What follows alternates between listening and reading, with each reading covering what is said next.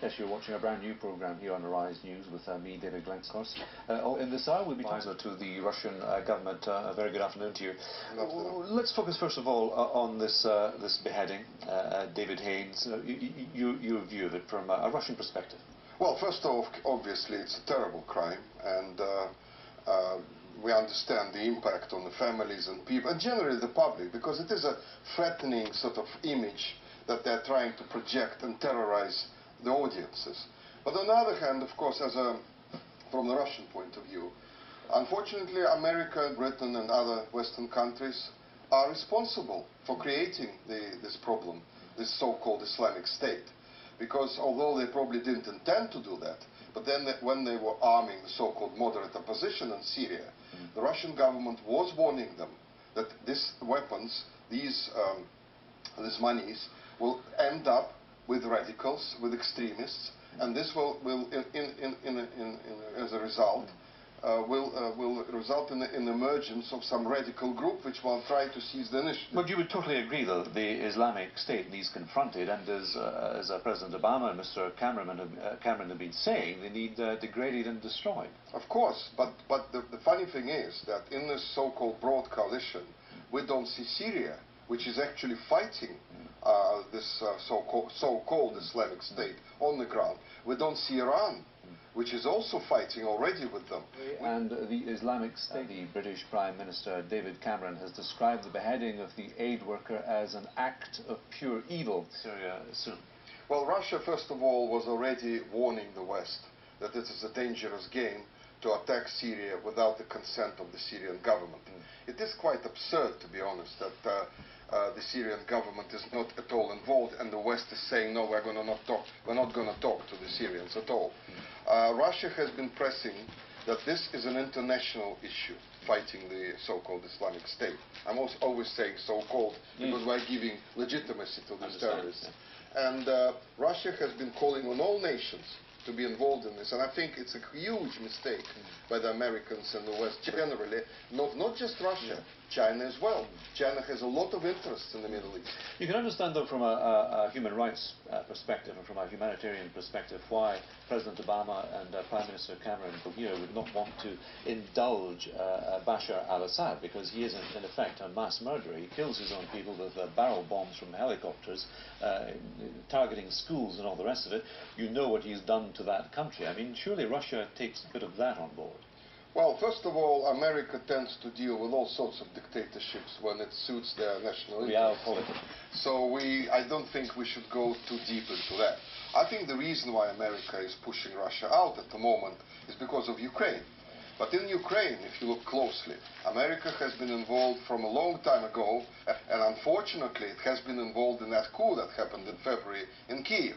At the moment, by the way, few people know this, that on the ground in the east of Ukraine, the Ukrainian troops are fighting against the so-called rebels alongside American mercenaries, Polish, Italian, Swedish, and so on. Mercenaries as opposed mercenaries, to yes, Moscow soldiers. But these are professional military men who are calling themselves mercenaries. But Mr. Putin, surely some people in the West here would say that he's been lying through his teeth.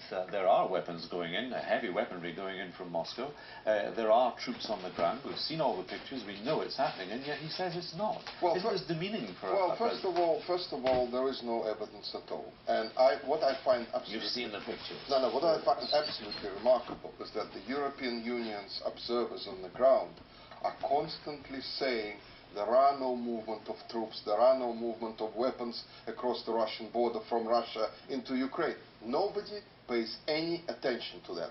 Now, if you're asking me whether there are Russian former ex-soldiers fighting there, yes, of course they are. And they're quite good at what they do, because if there weren't any sort of volunteers from Russia, the Ukrainian rebels would not have lasted. But let me ask you this. If there were regular troops over there, Russian regular troops, don't you think that the so-called Ukrainian army, including all those mercenaries, wouldn't be fighting in Kiev at the moment? Because Russian troops have a tendency to fight well. And when I hear those strange stories about 1,000 Russian soldiers supposedly crossing the border and fighting on the side of the rebels, What I really can't understand is that we have 50,000 government troops fighting the rebels. So does it mean that 1,000 Russian soldiers are holding 50,000 heavily armed troops? All these weapons, most of these weapons at least, come from the Ukrainian army's depots that were seized. Alexander, a Russian perspective. Stay with us here for a minute, because we're going now to Washington. Of course, in Washington, D.C. Is former President Clinton advisor and Democratic strategist James Carville. James, is America poking a hornet's nest in Syria? We've just been speaking about this to Alexander Nekrasov here in the studio, after President Obama effectively declared war on the Islamic State. Yes. It is. It's quite a hornet's nest, and it's very complex. As we now know, the good rebels, quote, have now made a deal with ISIS to join together to some extent to fight the regime there. It's very complicated. I don't think the president wanted to do this. I think he felt like he had to, but I don't exactly know how we're going to get out of it. And what about the scenario then? Obviously, we've heard Prime Minister Cameron over the past few minutes or so saying they are not Muslims, the Islamic State, they're monsters, they're a menace. Obviously, the reaction from Washington would, I suppose, be quite predictable. This is awful. These are some of the most wretched people that one can imagine, and if someone were killing in the name of Christianity, we certainly would not say that we would not classify them as Christians. To get over whatever sort of theological doctrine there is, I think 99% of the Muslims in the world would say that what they're doing is a perversion of their holy book. To me, they're criminals, or something even worse than that. What kind of word do you describe people like this?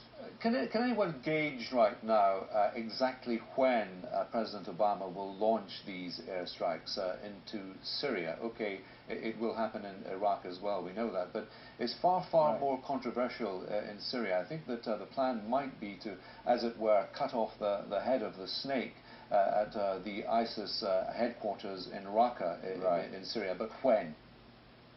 Well, I don't know, and I'm sure that the administration and the American military is not going to tell us before they do it. So saying I can keep a secret is just the people I tell that can't. And one has to assume that the ISIS high command is probably dispersed. They know this is coming, and to some extent, I'm sure that they've kind of planned for it. And my guess is most things that happen in that part of the world, they're much easier to get into and get out of. And I said on the Rise a few nights ago that I don't know, how do we know when we won? Is there any kind of marker that determines that we've defeated these people? And even if we do defeat them or come close to it, as we've done with Al-Qaeda, who's to say something worse doesn't come up in this place? I mean, it's a very, very, very complicated situation that we're in over there. James, I want to get Alexander and the Russian perspective in on this next question, but let me read you a quote from Moscow. They say, this is in reference to airstrikes in Syria, airstrikes would be a gross act of aggression and a gross violation of international law. Does that strike you, as I'm sure it strikes many people in the West, politicians and otherwise, as quite laughable, given what Moscow has been, inverted commas, guilty of, annexing Crimea and then trying to carve out a mini-state in the east of Ukraine? Right, and let's not forget about Georgia, too, while we're sort of keeping score here. It's also a gross violation of international norms to behead people. It's also a gross violation of international norms to slaughter people who are not of the same sect that you are. There's all kinds of that kind of stuff. And we didn't just decide one day that we were going to go in and bomb Syria, if you will, who, by the way, is a regime that had chemical weapons and were using them on their public until we stood up and got rid of them. So, no, I don't. They can issue their press releases from Moscow. Alexander, in the studio, a gross violation of international law. How possibly can Russia say this or suggest this when, as I've said, what's happened in Crimea and what's happening right now in the east of Ukraine?